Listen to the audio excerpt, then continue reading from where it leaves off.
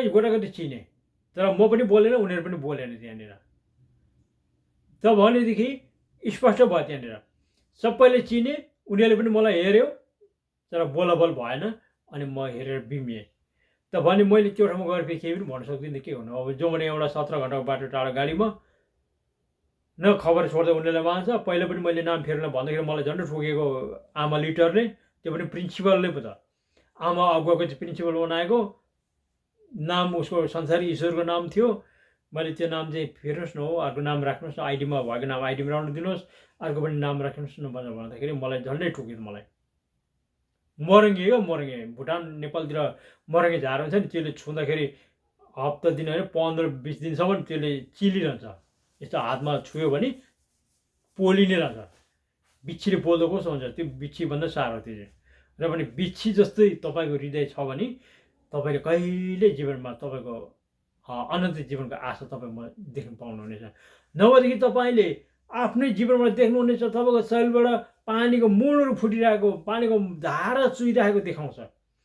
यौन आडम्बरकै एउटा जसले मैले दिने पानी पिउँछ त्यसको जीवन अन्तःख्रस्तबाट जिउँदो पानीको मूलहरू बगि निस्किनेछ, फुटि निस्किनेछ भनेको छ। मेरो जीवनबाट कतिचोटि भइसक्यो मेरो जीवन शरीरबाट जिउँदो पानीको मूलहरू फुटेर गएको कुराहरू देखाउनु भयो प्रभुले। यी जिउ बेलुकै पनि मलाई 3 चोटि देखायो। मेरो शरीरबाट त सङ्लो पानीको छारा निस्किरहेको थियो। तब भने हाम्रो हृदयले जति नम्र बनाउँछ नि प्रभु यीशुको वचन र दर्शनको कुरा सुन्नलाई, त्यति नै हामी आशिषमा पुग्छौँ। विशेष गरिकन त मत्ती 18 को 2 र 3 हो परिवर्तन। बालक जस्तो भएर परिवर्तन भएन भने कहिले स्वर्ग राज्यमा पस्ने छैन भनेको। स्वर्गीय राज्य चाहिँ हाम्रो माझमै छ। मत्ती 17 को 20 र 21 मा कसरी हुन्छ, परमेश्वरको राज्य कहिले आउँछ गुरुजी भनेर चेला सोद्धाखेरि परमेश्वरको राज्य कहिले आउँछ भनेर हेर्ने के भनेको थिएन, म धेरै बताइरहन सक्दिनँ। र परमेश्वरको राज्य तिमीहरूको माझमै छ भनेर येशूसँग परमेश्वरको आत्मा हुनुहुन्थ्यो, स्वर्गीय राज्य उसँगै हुनुहुन्थ्यो। यस कारणले गर्दा तपाईँले जान्नुपर्छ। र तपाईँहरूलाई म के भन्दछु भने बिन्ती पनि म गर्दछु, यदि तपाईँ सिद्धान्तमा तपाईँको जीवन चाहिँ अनन्त जीवनमा पुग्ने सिद्धान्त होस्, परमेश्वरको दर्शन म कसरी देख्न चाहँ भन्छ भने तपाईँले फेसबुकलाई अलग गर्नुहोस्। बुझ्नुभयो? 1 नम्बर फेसबुक तपाईँको जीवनसाथी नम्बर। प्रस्थान 20 को 1, 2, 3 देखि लिएर 6 सम्ममा परमेश्वरले जे नगर भनेको छ नि त्यही कुरा चाहिँ फेसबुकमा आउँछ। अनि त्यसको अनुहार हेर्दा हेर्दा तपाईँको आत्मा लडिसकेको हुन्छ परमेश्वरबाट। कसरी दर्शन पाउनुहुने त्यहाँदेखि। अनि नर्कमा जाने के हुन्छ बुझ्नुभयो? न त परमेश्वरले स्वीकार हुन्छ नि। यूहन्ना 12 को 47 मा भनिराख्नु भएको छ, मेरो वचन सुनेर पनि बुझेर पनि त्यो अनुसार पालन गर्दैन म त्यसको न्याय गर्दिनँ भनेको छ। शैतान र हाम्रो बिचको न्याय प्रभु यीशुले गर्नुहुने छैन, त्यो चाहिँ स्पष्ट हो। र म लुका 18 को 17, 18, 19 लाई पढ्नुहोस् तपाईँले त्यहाँनिर। हे गुरुजी, अनन्त जीवन प्राप्त गर्नु मैले के असल काम गरौँ भन्दाखेरि तिमी किन असल भन्छौ? असल त एक मात्र छ, एक परमेश्वर भाइ, कोही असल छैन भनेको छ यीशुले। के म चाहिँ परमेश्वर चाहिँ अब असल हुनुहुन्छ, म चाहिँ होइन भन्ने चाहनुहुन्छ भने उहाँले के भन्नुहुन्छ? यूहन्ना 15 को 30 मा गएर हेर्नुहोस्। 29 मा भनेको छ पिता सबैभन्दा महान हुनुहुन्छ भने। यसले आफ्नो बारेमा के भन्नुहुन्छ? म पिता र म एक हुँ भनेको छ। अब पिता र म एक हुँ भनेको कुरा चाहिँ म नै परमेश्वर भनेको होइन। पिताले जसरी काम गर्नुहुन्छ म पनि त्यही काम गर्दैछु भन्ने कुरा उहाँले। किनकि पिता आत्मा हुनुहुन्छ, पुत्र येशू पनि आत्मा हुनुहुन्छ। दुवै आत्मा हाम्रो जीवनमा रहेपछि शक्तिले काम गर्नुहुन्छ। तपाईँले स्पष्टका लागि तपाईँहरूको बिचमा पनि छ होला। र अनि यो इन्डियाको बाजिन्दार सिंह लेख्नुहोस्, तपाईँले बाजिन्दारी सिंह लेख्नुहोस्, त्यहाँ आउनुहुनेछ, आउँछ। अनि प्रेतहरूले चाहिँ के भनेछ? येशू यहाँ को देखिस्, मेरो छेउमा को देखिस् तैँले भन्दाखेरि चाहिँ येशू भनेर। येशू कहाँ रहेछ भन्दा तपाईँभित्र छ भनेर। शैतानले येशूलाई देखिरहेछ। त हामीभित्र येशू हुनुहुन्छ र शैतानले येशूले देख्दछ। र तपाईँले यूहन्ना 5 हेर्नुहोस्, शैतान भएको च्यान गरेर जुड्दै हिँडेको त्यो नाङ्गो भुतुङ्गो भएको पगला भएको व्यक्तिले बोल्दाखेरि के भने, त्यो शैतानबाट बोलिँदाखेरि तपाईँ परमेश्वरको पवित्र जन हुनुहुन्छ भनेको छ। आज शैतान बोक्ने व्यक्तिले पवित्र जन हुनुहुन्छ भनेर भन्दैछ भने विश्वासी जनले चाहिँ यीशुलाई पवित्र जन हुनुहुन्छ भन्ने कुराको कुनै मूल्य कुरै नै गर्नुहुन्न। र हामी पवित्र हुनुपर्छ र अनि उहाँ पवित्र आउनुहुनेछ र आउनुहुनेछ, हामीले शक्ति दिनुहुनेछ भन्ने कुरो तपाईँ जान्नु नै भएको छैन। र पनि तपाईँले यीशुलाई पवित्र हुनुहुन्छ भनेर भन्नु जान्नुभएको छैन भने तपाईँको जीवनभरि नै अपवित्रमै रहनुहुन्छ। तपाईँ बुझ्नुभयो? विश्वासी जन भएपछि नरम चाना काट्नु, ल्याउनु, खानु, रमाइलो गर्नु मात्रै होइन। उहाँले यसले भन्नुहुन्छ मत्ती 12 गएर हेर्नुहोस्, यूहन्ना 12 आफ्नो प्राण समयलाई तुच्छ ठानिनुपर्छ भनेको छ।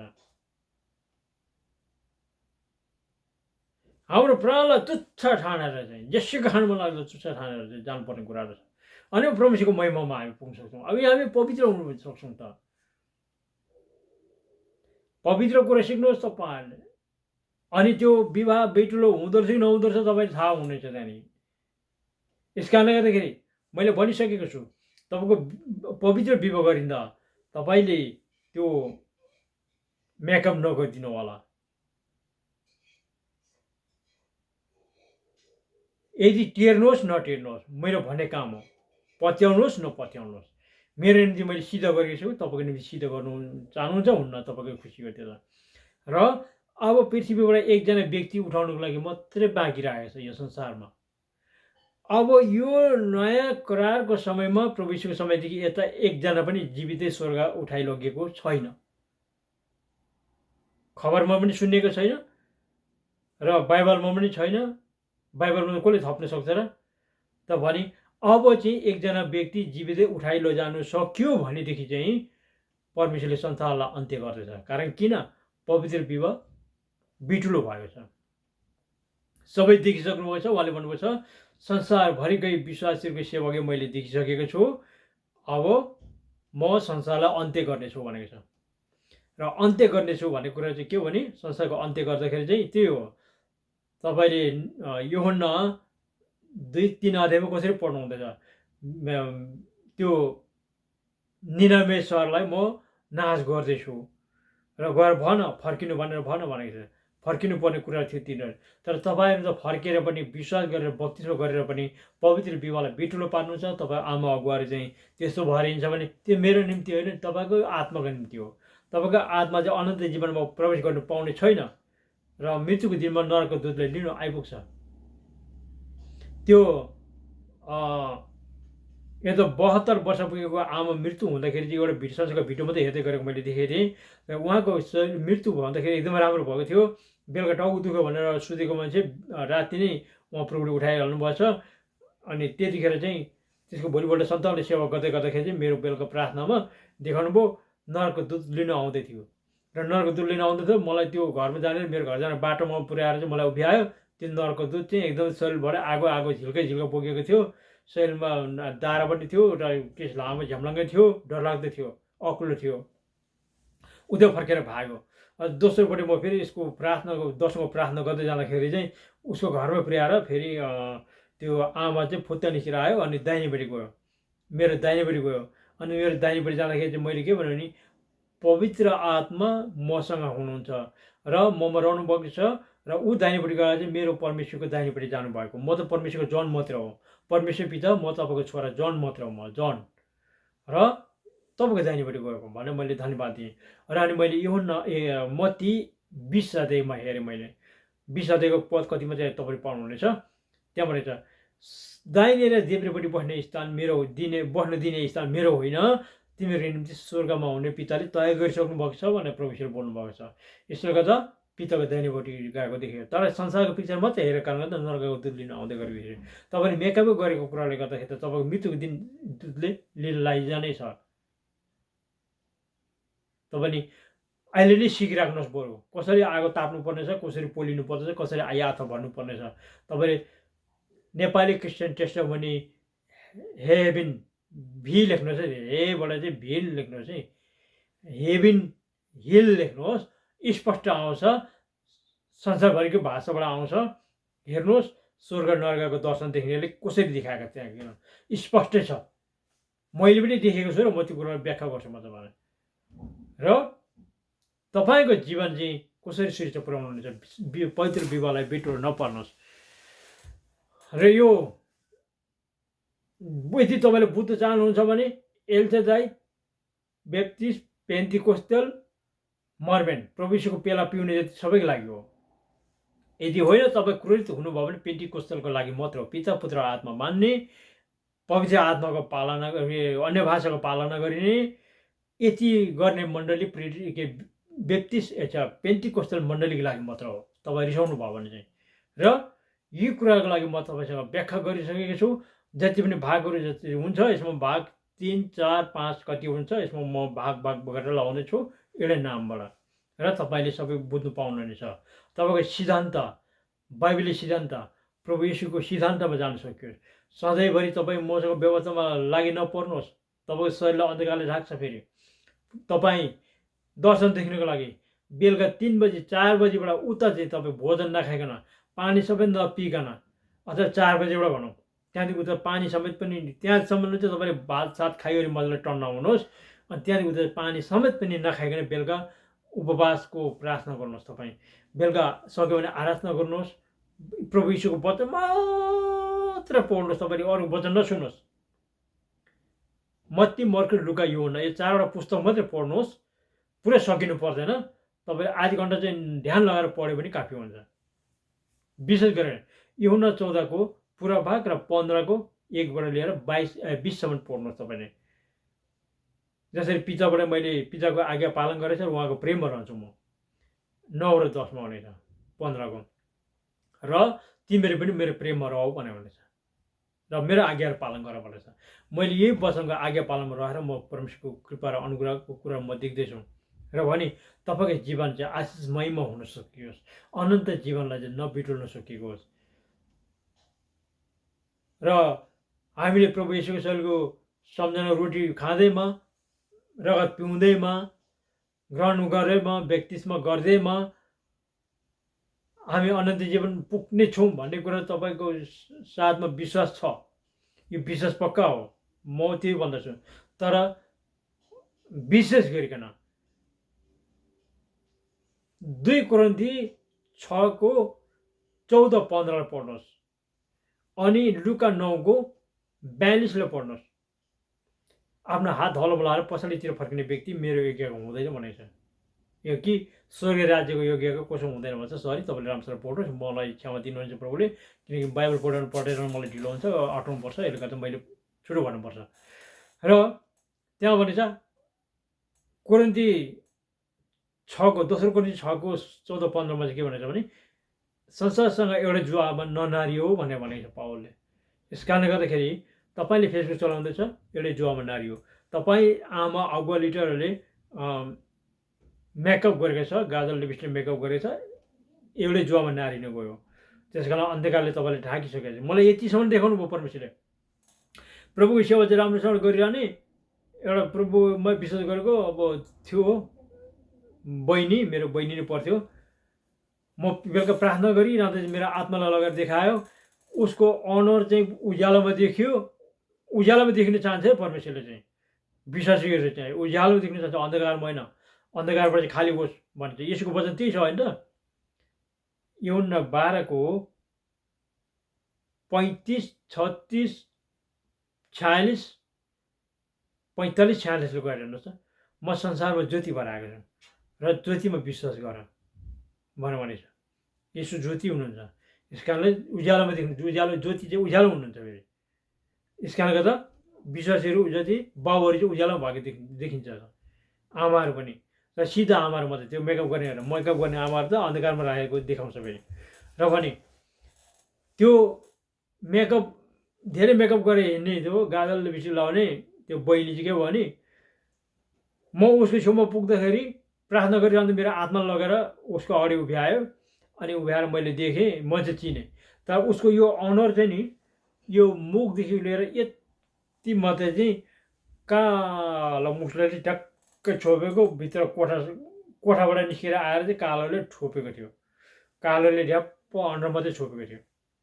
अनि त्यो अन्धकारको कुराहरू चाहिँ मैले त्यति देखेँ बिम्जेमा।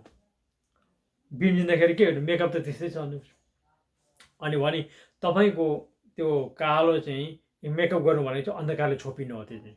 अनि एकजना पास्टरी आमाको फेरि के देख्यो भने उसले गाजल चाहिँ लाउँदैन थियो लिपस्टिक चाहिँ लाउँथ्यो फेरि। अनि एक दिन बेलुका अब सङ्गति गरेर आएको, सङ्गतिमा अब सधैँ पनि त्यस्तै लाउँथ्यो। अनि त्यो दिन पनि मलाई हेर्नु मन लाग्यो, यसो उनको अनुहारमा हेरेको लिपस्टिक चाहिँ लगाएको छैन, गाजल चाहिँ लगाएको छैन रहेछ। ए ठिकै छ, अब के भन्नु म सक्दिनँ त, के गर्न, परिवर्तन हुँदैन आफै भन्ने कुरो थियो। तर बेलुका म प्रार्थना गरिरहँदाखेरि के देखायो भने मेरो आत्मा चाहिँ उनीहरूको घरमा लगेर देखायो। उसको त्यो जहाँ सेवा गरिरहेको थियो त्यहीँ लगेर देखाउँदाखेरि चाहिँ के देखायो भने उसको चाहिँ नाकदेखि उँभो मात्रै टाउको उज्यालो देखायो। अनि यो नाकदेखि उँधो शरीर चाहिँ पुरै कालो थियो उसको भयो। यो नाकदेखि उँभो मात्रै उज्यालो थियो उसको चाहिँ, आँखा चाहिँ उग्रियो। भनेको त पवित्र आत्मालाई तपाईँले केसँग दाच्नुहुन्छ? पवित्र आत्मा नै परमेश्वर हुनुहुन्छ फेरि योहन्ना 4:24। यसका लागि त तपाईँ जानिनुहोस्, अन्धकारको शक्तिले नअप्नाउनुहोस्। तपाईँको सिधै लोग्नेमा जस्तो शैली हुँदाखेरि तपाईँलाई के हुन्छ? बरु तपाईँलाई म एउटा शक्तिको प्राप्त गर्छु। विश्वासी जनहरू कि अर्काको हातमा परिनु मारिनु भन्ने कुरो मात्रै चाहिँ परमेश्वर तपाईँको पछि लड्नु हुने छैन र। तपाईँले दोस्रो राजा 17, 18, 19, 20को 5सम्म गएर हेर्नुहोस् त। अरे सबै त त्यागेर खाली भएर परमेश्वरमा प्रार्थना गर्ने व्यक्तिको चाहिँ लाई आक्रमण गर्न आउँदाखेरि त्यो व्यक्तिको राति नै उनको मृत्यु भइसक्छ। अब त्यो राजा दबाउ गर्न आउने राजाको राति उसको 1,40,000 सेनाहरू चाहिँ एक रातमा खतम भयो, मरेको थियो भनेर। न त यताकोले मार्नु गयो, न त फेरि शराबको गाली नै गरेर प्रार्थना गर्यो। फेरि खालि बचाउनुहोस् परमेश्वर, हामीले यो लडाइँबाट बचाउनुहोस्, सबै हाम्रो प्रजाहरू खतम हुनेछ, मर्नेछ भनेर मात्रै प्रार्थना गरेछ राजाले त। यतापट्टि परमेश्वरमा फर्किने राजाले त। र भने अर्को लडाइँ गर्न आउने राजाको चाहिँ 1,40,000 सेना एकै रातमा खतम भयो। तर कारण किन कसरी? उनी यहुदीहरूको सन्तान थियो। यहुदीको सन्तानले प्रस्थान लेवी 11को 1, 2, 3मा भनेको छ कि इजरायललाई त्यो अशुद्ध मासु नखाऊ भनेर भनिदेऊ भनेको छ। अनि त्यस कारणले त्यो राजाले त्यो मासु खाएको थिएन, अशुद्ध मासु खाएको थिएन। त्यस कारण उनीहरूको पक्षमा परमेश्वर लड्नुहुन्थ्यो। र मेरो बारेमा पनि मलाई परमेश्वरले देखाउनु भयो कि सपनामा मलाई यस्तो देखाउनु भयो कि म कुनै आर्मी भएको ठाउँमा गएको थिएँ। त्यहाँ आर्मी भएको ठाउँमा जाँदाखेरि चाहिँ त्यहाँबाट उनीहरूले मलाई पिस्तोलले के राइफलले मलाई गोली हिर्कायो।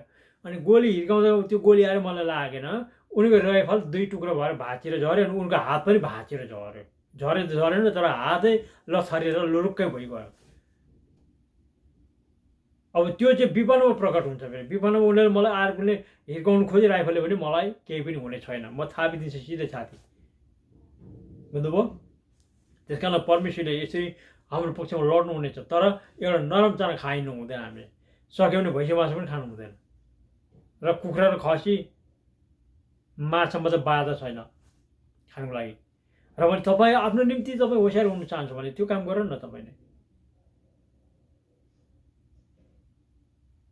र कोरोनाबाट बाँच्नु पनि सफल हुनेछ हामी।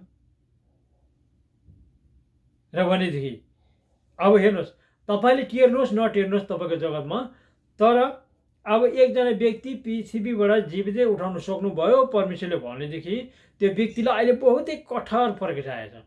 पवित्र परमेश्वर चाहनुहुन्छ, पवित्र एकदम पवित्र चाहनुहुन्छ। र पवित्रतामा पुग्नु सक्यो अझै त्यो व्यक्तिले मासु मांस एउटा छिर्का पनि खाँदैन, छुँदैन। अहिले छुनै हुँदैन उहाँलाई। केही छुए कि उहाँलाई एकदम शरीरमा बिमार भएर आइहाल्छ। र पनि साग भोजन, टमाटर खुर्सानी, आलु टमाटर खुर्सानी, साग, नुन, पानी, चामल, त्यति मात्रै खान्छ उसको भोजन। र पनि यो व्यक्ति चाहिँ जीवितै उठ्नु लागेको छ। उहाँको गवाई म प्रष्टसँग म सुनिरहेको छु, म बुझिरहेको छु।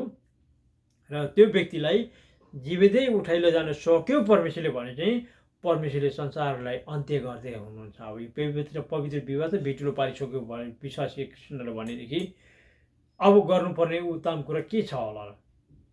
प्रचार गरिन खाँचो छैन, किनभने विश्वासी क्रिस्चियन जनहरूले पवित्र धर्मशास्त्र थाम्न सकेन भनेदेखि अब त्योभन्दा उत्तम कुरा के हो त? प्रभु यीशुलाई संसारसँग दाँजिन थाल्यो विश्वासीहरूले, के गर्ने त? अब फेसबुक चलाउनु हुँदैन, फेसबुकमा सबै थोक आउँछ, परमेश्वरले नगर भनेको कुरा सबै त्यहाँ आउँछ, विश्वासले हेरेकै त्यहाँ लडिहाल्छ। हो, मेरो पनि म फेसबुक पहिला खोलेको थिएँ, तर मैले त्यो आउँदो रहेछ भने बन्द गरिदिएँ, डिलिट गरेर फ्याँकिदिएँ। अनि मोबाइल छ एउटा, के अरे मोबाइलमा एउटा त्यो मेसेन्जर छ फाल्टो मोबाइलमा, घरमै राखेर चलाउँछु। कोहीलाई अब इम्पोर्टेन्ट परिहाल्छ, फोटो पनि पठाउनु पर्ने कुरा छ, कोही बेला के गर्नुपर्ने कुरा इम्पोर्टेन्ट हुँदो रहेछ, अनि त्यो चाहिँ राखेको छु फाल्टो मोबाइलमा। मैले बोक्ने मोबाइलमा मात्र फोन मात्रै छ, अरू म राख्दिनँ। र भनेदेखि यो कुराहरू म पुरा गरिनुपर्छ परमेश्वरको इच्छाको कुराहरू। र म पनि न त बेर लाउँदैन जीवितै उठाइ लैजानुको लागि। यस कारणले गर्दा उहाँ व्यक्तिलाई पनि परमेश्वरले पुरै गरिसक्नु भएको छ। उहाँ व्यक्तिलाई चाहिँ परमेश्वरले ग्यारेन्टी दिइसक्नु भएको छ, मेरो करारलाई म पवित्र पारेर म उठाउने छु भनेर भनेको छ। करारलाई पवित्र पारेर उठाउने छु भनेपछि कुरा के हो त? र भने परमेश्वरले यो व्यक्तिलाई उठाउन सक्नुभयो भने नि यस संसारलाई परमेश्वरले त्याग्दै हुनुहुन्छ। मैले कोरोनाको निम्ति प्रार्थना गरेँ। मैले कोरोनाको निम्ति किन परमेश्वर यसरी कोरोना भाइरसहरू आउँछ, हुनु त इजिकल 5, 6, 7 अध्यायमा जो बोलेको छ कि परमेश्वरले त्यागेर जाने चाहिँ रुढी मार्गीले सताइनेछ भनेको छ। र प्रभु यीशुले पनि भन्नुभएको छ मत्ती 24 तपाईँ यो हुनसक्छ भने तिनीहरू बाँच्न सकियोस्, कोरोना हटिनु सकियोस् भनेर प्रार्थना गर्दाखेरि तिनीहरूलाई मैले अब त्यागिदिएको छु भनेर। यीशुको अनुग्रहमा नआउने व्यक्तिहरूलाई चाहिँ सबैले प्रभु यीशुको सुसमाचार सुनिसकेको छ, र घमण्डी भएको कारण विश्वास गरेको छैन, र नगर्ने व्यक्तिहरूलाई परमेश्वरले त्यागिदिनु भएको छ। र त्याग्नु भएपछि सुरक्षा पाउनु छैन। त्यही हो कारण अब विश्वासी जनहरूलाई पनि त्याग्नु आँट्नु भएको छ परमेश्वरले। जब एकजना व्यक्ति जीवितै उठाइ लैजान सक्नुभयो भने विश्वासी जनहरू सबैले त्याग्नु हुनेछ। र संसारमा जल प्रलय आउनेछ, भुइँचालो आउनेछ, त्यहाँदेखि खोलाको छालहरू छल्केर आउनेछ, सबै समुद्रमा मिसाइनेछ। त्यतिखेर जो सत्यका पक्षमा छ उसको घर सुरक्षा रहनेछ, या त प्रभु यीशुले उठाउनु हुनेछ जीवितै, दुईमा एक हुनेछ।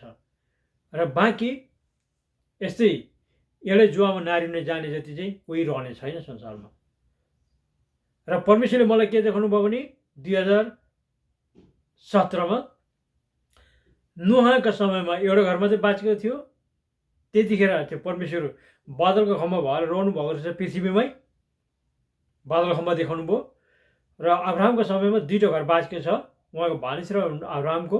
उत्पत्ति 18 हेर्नुहोस्, 18, 19, 20, 21 त्यहाँनिर 2टा घरमा चाहिँ बाँचेको छ। तर त्यतिखेर चाहिँ परमेश्वर स्वर्गमा हुनुहुन्थ्यो, स्वर्गमा उक्लिनु भएको थियो।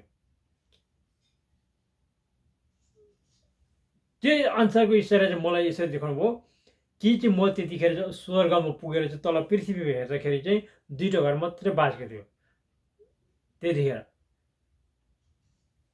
त्यो कुराको स्थानले गर्दाखेरि हेर्नुपर्छ, हामीले बुझ्नुपर्छ, बुझाइमा जानुपर्छ। र त्यहाँदेखि यताको कुरालाई उहाँले देखाउनु हुँदाखेरि चाहिँ साह्रो छ त कुरा। र भने दर्शन चाहिँ यसरी मिल्छ, अगमनीको दर्शन यसरी मिल्छ। तपाईँलाई म स्पष्ट पनि बताइदिन्छु। शुक्रबारको दिन बेलुका म प्रार्थना गरिरहँदाखेरि मेरो काकाको घरमा सासु बुहारी ठाकठाक ठुकठुक परेछ। म प्रार्थना गरिरहँदा मेरो आत्मा लगेर त्यहाँ देखायो कि बुहारीले चाहिँ अञ्जुलीमा आगोको भुप्रा बोकेको छ, र त आगो भुप्रा बोकेको छ, त्यो सासूको हातमा थपक्क दिएको देखेँ। अनि म बिम्जेँ। अनि बिम्जेपछि मैले थाहा भयो कि म पहिला पनि देखेको थिएँ यस्तो दर्शनहरू, अनि त्यो के लागेको थियो। र अनि यो चाहिँ परमेश्वरको आत्माको दर्शनबाट म भन्दछु। अनि मैले सोचेँ कि यिनीहरूको घरमा सासु बुहारीको डिस्कस परेछ, अब सोध्नुपर्छ भनेर। अनि एक दिन चर्चबाट थपक्क आइतबार चर्चबाट फर्केर आउँदाखेरि बुहारीलाई भाइहरूलाई मैले गाडीमा बोकेर ल्याउनु पऱ्यो। अनि मैले सोधेँ, बुहारी म पहिला सोध्छु तिमीलाई, त्यो कुरो मिल्छ मिल्दैन याद गरेर भन ल, हो कि होइन साँचो कुरा नढाँटिकन भन है तिमीले, यस्तो कुरा भएको छ तिम्रो घरमा भने। हुन्छ दाजु भन्छु भने। अनि मैले भने बुहारी शुक्रबारको दिन बेलुका तिमीले सासूलाई रिस देखाएछौ अनि सासूले गाली गरेछ तिमीलाई अनि तिमीले सासूलाई जवाफ फर्काएछौ फेरि हो कि लु भन त भनेको हो नि मैले खाना तताउने त्यो माइक्रोफोन के माइक्रोमा खाना तताउँदाखेरि अलिक बढी लोड भएछ अनि ओभन जल्यो अनि सासूले करायो सासूले कराउँदाखेरि म आफै किनेर आउँछ किन गाली गर्नुपर्छ भनेर मैले भनेको थिएँ भनेर भने त अनि ल कुन किसिमले चाहिँ हामीले अगमबानीको दर्शन खेलाउनु पर्ने रहेछ त मिल्नु गयो त अनि मैले यता देखेँ सासूको बुहारीको हातमा भुप्रो त आगो भुप्रो थियो त्यो सासूको हातमा दिएको सासूको हातमा दिएको देखेँ त पनि बुहारीले सासूलाई रिस देखायो कुरो त्यो आयो यसरी पनि मिल्नु जान्छ त अनि त्यहाँदेखि अर्को भागमा म अलिअलि कोला खान्थेँ त्यो समयमा अलि मन पराउँथेँ र कोला खाँदै थिएँ अनि बेलुका कोला खाएर खाना खाएर पनि एउटा कोला खानु पऱ्यो भनेर खानाले म रुचाएर कम्ती खान्थेँ त्यो बेलामा अनि खाना अलिकति खायो भने अनि कोला खानु पऱ्यो भनेर कोला खानु हेर्नु गएको फ्रिजमा कोला छैन रहेछ सिधै छ औ भोलि बिहान गरेर ल्याउनु पऱ्यो कोला त भनेर चाहिँ म बेलुका त्यो सोचेर चाहिँ बिहान फेरि बेलुका प्रार्थनामा बसेँ प्रार्थनामा बसेको म त प्रार्थनामा बसेको भुसुको निदा जस्तो भएछ र मेरो आत्मा त उता बजारमा पुगिगएछ फेरि जहाँ कोला राख्थ्यो त्यो कोला भएको ठाउँमा पुगेर ऱ्याकमा हेर्दा कोला त एउटै छैन फटै बिम्जे भयो फेरि परमेश्वरको आत्माले हाम्रो आत्मालाई चलाउँदैछ तपाईँले भन्नुहुन्छ प्रभु मेरो आत्मा चलाउनुहोस् भनेर प्रार्थना गर्नुहुन्छ होला गर्नु एकदम मूल्यवान हो कुरा हो यसरी चलाउनुहुन्छ परमेश्वरले र परमेश्वरले पनि चलाउनुहुन्छ र बिम्जेर गर्दाखेरि चाहिँ कोला छैन अब म अगमबानीको दर्शन केलाउने ज्ञान माग्दैछु परमेश्वरसँग ज्ञान पाएको थाहा पाएको छैन तर म केलाउँदैछु फेरि अनि त्यो जाँदाखेरि कोला थिएन अब भोलि बिहान म गएर कोला हेर्नुपर्छ फेरि यदि मिल्यो भनेदेखि चाहिँ मैले अबदेखि उता चाहिँ फेरि त्यसरी देखाइसक्दा म लिनु जानुपर्ने आवश्यकता छैन भन्ने कुरामा आउँछ भनेर म थाहा पाउनेछु भनेर म गएँ बिहान गएर हेर्दा ल त्यो कोला राखेको ठाउँमा एउटै कोला छैन जस्तो बेलुका देखेको त्यस्तै